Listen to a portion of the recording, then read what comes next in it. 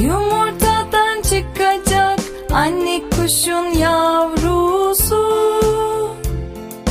Yumurtadan çıkacak anne kuşun yavrusu.